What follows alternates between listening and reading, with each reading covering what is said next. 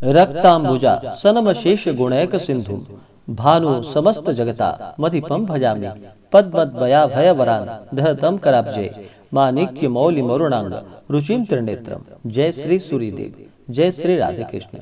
आप सभी का हमारे YouTube चैनल पे बहुत बहुत स्वागत है। आइए आज सुनते हैं रविवार व्रत की कथा। रविवार के दिन भगवान सूर्य देव का पूजन किया जाता है। जो भी भक्त सच्ची श्रद्धा के साथ नियम और निष्ठा के साथ रविवार का व्रत करते हैं या रविवार के दिन भगवान सूर्य देव को अर्घ्य प्रदान करते हैं, इससे आरोग्य की प्राप्ति होती है। भगवान सूर्य देव जो कि पृथ्वी पे साक्षात देवता रूप में माने जाते हैं, इनसे सभी जीव जंतु वनस्पति आदि भगवान सूर्य देव से ऊर्जा प्राप्त करते हैं।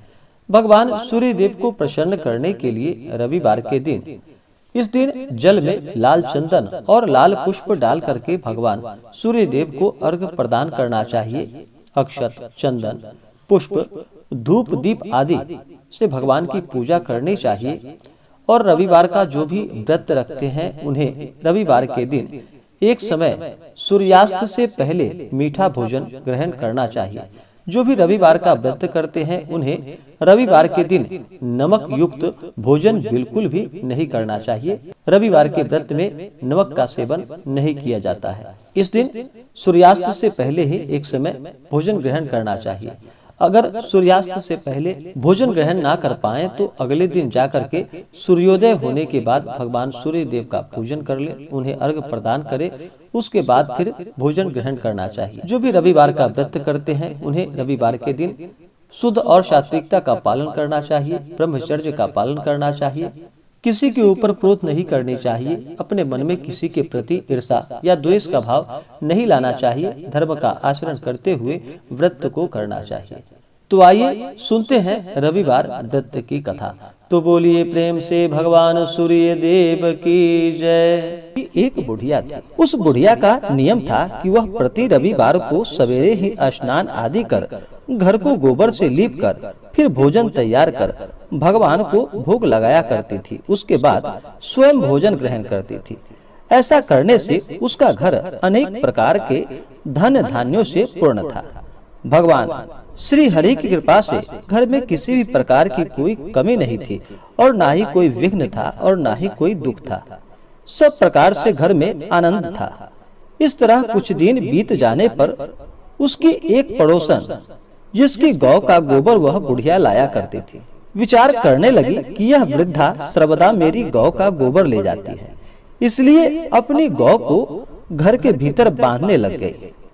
बुढ़िया को गोबर न मिलने से रविवार के दिन अपने घर को न लीप पाई, इसलिए उसने ना तो भोजन बनाया न भगवान को भोग लगाया और स्वयं भी उसने भोजन का एक अन्न भी ग्रहण नहीं किया।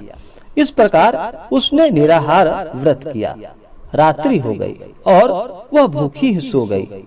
रात्रि में भगवान ने उसे स्वप्न दिया और भोजन न बनाने तथा लगाने का कारण पूछा। वृद्धा ने गोबर न मिलने का कारण भगवान से कह सुनाया। भगवान ने कहा कि हे माता, हम तुमको एक ऐसी गौ देते हैं जिससे कि सभी इच्छाएं पूर्ण होती हैं, क्योंकि तुम हमेशा रविवार को गौ के गोबर से लीप कर भोजन बनाकर मुझे भोग लगाकर खुद भोजन ग्रहण करती हो। इससे मैं बहुत प्रसन्न हूँ और तुमको वरदान देता हूँ। निर्धन को धन और बांझन स्त्रियों को पुत्र देकर दुखों को दूर करता हूँ तथा अंत समय में उन्हें मोक्ष प्रदान करता हूँ। स्वप्न में ऐसा वरदान देकर भगवान वहाँ से अंतर्ध्यान हो गए और वृद्धा की आंखें खुली तो वह देखती है कि आंगन में एक अति सुंदर गौ और बछड़ा बंधा हुआ है। वह गाय और बछड़े को देखकर अति प्रसन्न हुई और उसको घर के बाहर बांध दिया और वहीं खाने को चारा डाल दिया।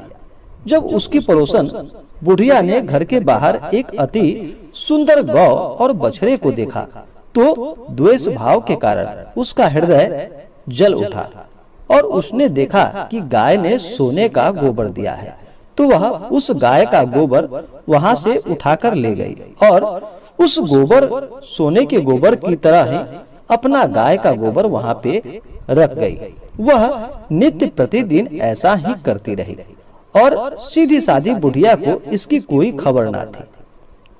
तब सर्वव्यापी ईश्वर ने सोचा कि चालाक पड़ोसन के कर्म से बुढ़िया ठगी जा रही है, तो ईश्वर ने संध्या के समय अपनी माया से बड़े जोर शोर से आंधी चला दी।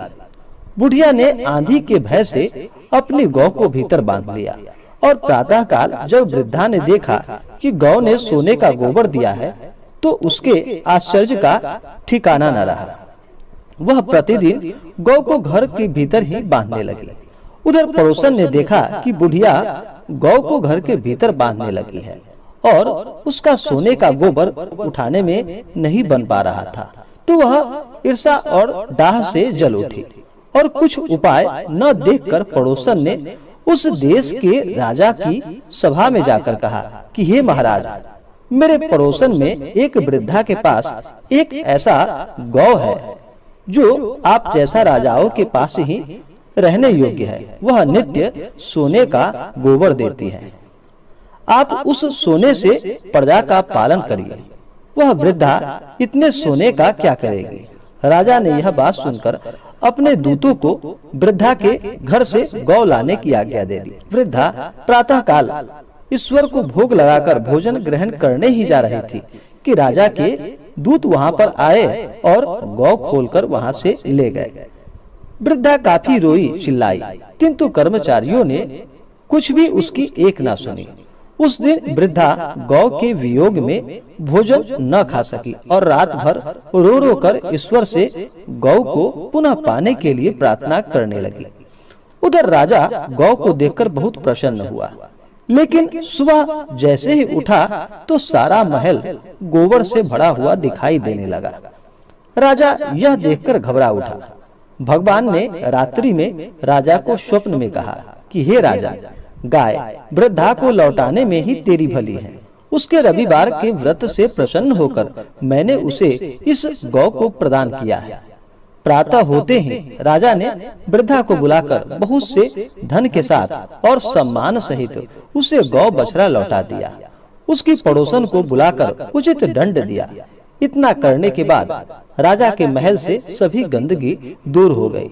उस दिन से राजा ने नगरवासियों को और सभी को आदेश दिया कि सभी मनोकामनाओं को पूर्ण करने वाला रविवार को इस व्रत को करे। व्रत करने से नगर के सभी लोग सुखी जीवन व्यतीत करने लगे।